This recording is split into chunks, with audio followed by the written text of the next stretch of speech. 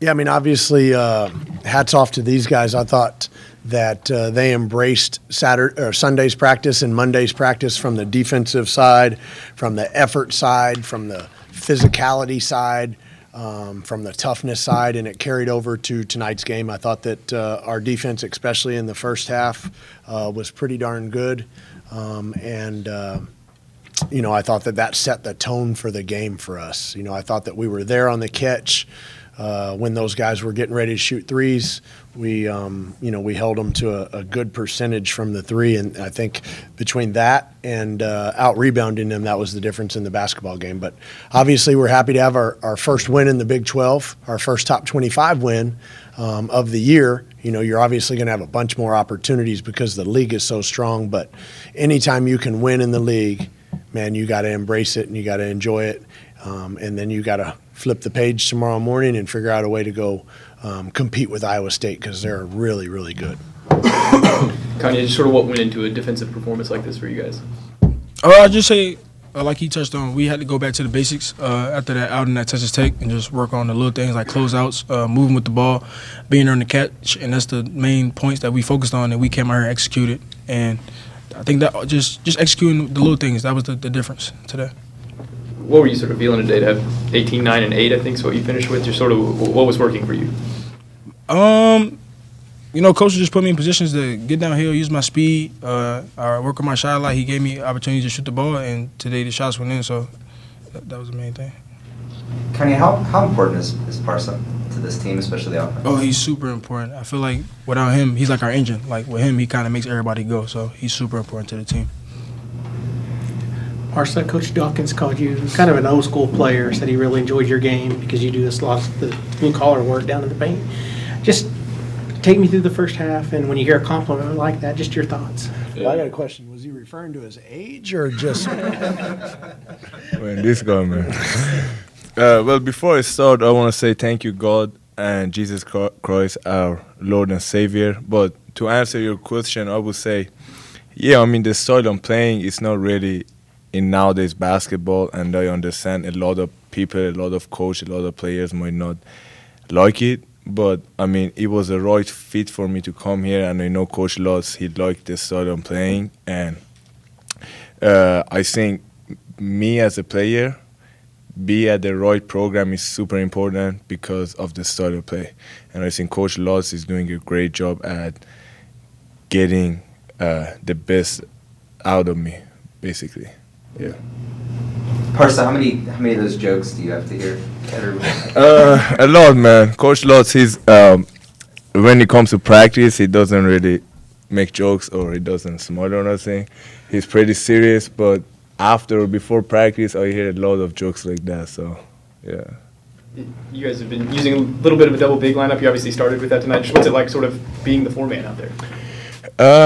Well, I'm not used to it. It's not comfortable, but I'm trying to do that in practice. Coach Lutz put me in a situation that I'm playing for a lot in practice. I think there is a lot of things I still need to work on to get better at my position if I'm playing four. But also at the same time, I think it was a good game for me as first time I started at four and try to embrace it and just be a four-man, What is the biggest difference for you when you're out there that you're still getting used to being at the four? Well, me as a five-man, I would say it's way more physical. So, like, if I'm going to go rebound, I just try to push people. But when you're playing as a four-man, you at three-point line. So for offensive rebound or defensive rebound, you kind of have to move your leg more instead of using your power. And also, on offensive end, I would say you have to stretch the floor. You have to be able to shoot. Me as a five-man, I just try to post up, set the screen and roll. But me as a four-man, I need to set it, sometimes pop if the team needs me to roll, make the right play. It's way different 4 on 5 for me. I think this is the first time in your career that you've hit a three in back-to-back games. Just sort of what's gone into that work to get to the point where you're confident enough to take those shots? Yeah, I've been working on that all summer, and I'm confident of my shooting. It's just I don't really want to force it. If it's there, I'm going to shoot it, and I know I'm going to make it. But, yeah. Kanye late in the game. How big was that? I think it was a 13 or 15-1 run that you guys had to kind of put him away. And how important was it for Coach Lutz to call that timeout to kind of settle things down? Because we kind of had kind of a wacky basketball on both sides. That run was huge. I think it gave us a tremendous amount of confidence to close out the game, and we kind of, rallied together. And as far as that little chaotic up and down sequence, man, that was, like you said, it was chaotic, and that timeout kind of saved us. It got everybody, he rallied the troops, and everybody toned down, and we went out there and finished the game. For both you guys, is your first 2 games in the Big 12, just sort of what's it been like? What's it been like going on the road to Lubbock and then coming back here and getting a win? It's been kind of everything I expected. I played in the Big Ten, SEC, so this is by far, it's been the best conference I played in. So I'm just looking forward to keep playing all these games and finishing out the year. Yeah, as he said, I think Big 12 is the best basketball conference in the country this year, and it's not an easy job to. Well, we have game every 2 or 3 games, so we have to prepare for the game, and I think we did a great job last 2 days. In this conference, you're never going to play against a bad team, so you have to be prepared mentally and physically every day in practice and in game. So it's not a easy task, but I think we can do it as a team. I think we got a great potential, and we can make that happen. Coach Lutz. Yes, Steve, just what did it mean for you to see the defensive performance that they were able to put out there tonight? Well, I mean, it hopefully will quiet some of the people that keep DMing me and hitting me on social media about how bad our defense is and do we ever work on it in practice. That hopefully that'll help me a little bit. But no, in a serious note, I've always believed that they had it in them to do it. And I've always said that I believe in their character, I believe in their ability, and I believe in their will to win. Unfortunately, that's not always been the top of our list, and it's bit us in the butt when we weren't. And so I felt like we had a fantastic video session on Sunday, followed by a practice, and then followed by a practice on Monday in which they embraced what the Big 12 is about. You cannot win in this league if you take bad shots and you do not play defense and you do not rebound the basketball at the end of the day. And I don't care what team we are, we're going to have to embrace the physicality and the defensive end every single day. So with that being said, they took it to heart, they owned it, and then they came out and did better tonight, especially in the first half. So give them credit. It shows that they have good character, and it shows that they're good people and they're about winning. So they played winning basketball tonight. The double big lineups, obviously out of a little bit of necessity here, but does that help with the defense, do you think, having both? Yeah, I don't know. I mean, you sit here and say you ran the double big lineup, and then Parsa and Ben only have 6 rebounds among them. I mean? Coleman had 6 or 7. Kanye had 9. Isaiah and Anthony Roy had 7, if I'm not mistaken. And then Victorious had 6. So the bulk of our rebounding came from our guards, right? And if you're going to play 2 big guys, you should rebound the ball at a high rate. So I give credit to those guards. I thought those guards stuck their nose in there and fought and scrapped and got some rebounds tonight, and that certainly helped us. Hopefully that we learned our lesson after Texas Tech. For Kanye to have just the game he did, to facilitate the way he did, to score the way he did, just sort of what do you think about his night? Yeah, I mean, anybody that watched the Texas Tech game and heard Fran killing those 2 guys on TV about shooting all the time and not getting the team involved, and Kanye and Curry, they both heard that, and they're human, right? But to their credit, and again, this shows what good character they have, is to their credit, they owned it. And they were better tonight for it. And so we've just got to bottle up the good stuff, right? Bottle up the good that we did tonight and continue to have more of that. Have less of the bad and more of the good. That's a really good recipe. Parsa shouldn't be a secret for any teams y'all are playing lately. He's had so many good games this year. How do y'all continue to sort of keep him involved as a scorer? I mean, I think he's had 20 in 3 of the last 4 games he's played, not counting the OU game when he didn't really play that much. Yeah, well, I think the guys have done a better job of trying to get the ball inside. One of the big things that's hurt us over the last few games is, if you'll go through the stats, we hadn't gotten to the free throw line nearly enough, and we hadn't made nearly enough, and the opponents are just beating us there. And obviously I've talked many times about just winning the possession battle, and getting to the free throw line is a big part of that. So when we get the ball inside to Ben and Millie and Parsa, it really helps us because number one, it gets them in foul trouble, and now we're shooting more free throws, which gets us more points without the clock stopping. And we're a good free throw shooting team, so that really, really helps us. But Parsa does such a good job of consistently sealing and keeping his body on a man, so that even if he's not getting the basketball, when we're able to drive, he's eliminating a defender. So, he certainly helps us. But again, I thought that Millie did a good job. I mean, he hasn't played much, obviously, with his knee, and I thought he did a good job coming in today and giving us minutes.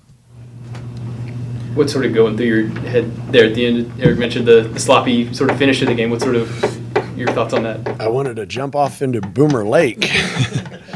I've never seen something like that, guys, from both teams. I've never seen something like that. Now, with all that being said, we've got to be more conscientious about taking care of the basketball, and we've got to know where the ball needs to go. We've had late game runs or late game situations with with South Florida, with Northwestern, and we handled the ball well, and we handled the press well. And tonight, for whatever reason, boy, we were out in outer space for some reason. At the end of the game, you've got to always think in your mind, they're coming to trap me. So I've got to be strong with the basketball, and the referees typically are not going to just continue to blow the whistle. They're going to let you play because that's what the Big 12 is about. So we've just got to do a better job of getting the ball in the right people's hands at the end of the game, and then being strong with the basketball, because we weren't strong enough with the basketball. And then on the flip side, we've done this a couple times where we're just letting them go by us and score, thinking we can get it out of the net and break the press or get fouled and go make baskets. That's not the way it works. Like, you've got to get a stop and a rebound and then go to the other end and get fouled and make free throws. So I've got to help them with that. We've got to work on that more often. You kind of alluded to in your opening statement, but how good is it this early in conference play to get the first conference win, and a ranked one at that? Kind of, hey, we've already done it. We proved we can do it. Well, I mean, again, guys, Saturday at Lubbock was very disappointing, and that one hurt because, I expected us to compete better. And Texas Tech's really good, and Central Florida's really good as well, but I expected us to compete better. And I thought that the competitive side of our basketball game tonight was much better. And anytime we can do that, I think we're going to give ourselves an opportunity. But, guys, you take every win in the Big 12 that you can get. You got to win them all at home, as the old adage says, and then split on the road. But, man, take every win that you can get and just keep stacking them up so that at the end of the year, the selection committee makes sure you're on the right side of the bubble. Simple as that. I wanted to ask you about Isaiah Coleman. He gave you 30 minutes today, 7 and 7, and just the hustle play on the three-point play comes to mind too. Just his minutes and how important has he been? Yeah, I mean, Isaiah's a good dude. He's trying. He hadn't necessarily played real well as of late for whatever reason. I've addressed it in the post-game conference before, so you've heard me. But we just need to keep supporting him. He needs to keep staying in the gym, which he's done a pretty good job of, and being confident and keeping his head up. He's a good player. I mean, he averaged damn near 15 points in the Big East. So, he's just got to continue to work himself into more minutes. And when he rebounds and when he's active defensively, that really helps our team, and it's going to help him get more minutes on the floor. I'm not worried about the shooting and the scoring from him. We've got enough shooting and scoring on this team. I want somebody that's going to have that damn hard hat on like Kanye every game, somebody that's going to go out there and fight, and you can count on them to always make the right defensive play. And if they screw something up, man, go make a play and pin it on the glass or get a block or get a deflection and help us. And I think that tonight was a step forward for him in that role. Chris flew with Chris? Chris is sick with the flu, yes. And then sort of the update on lefties there as well. Game time decision, guys. I mean, he's practicing. He wants to play. I think we'll have him here soon.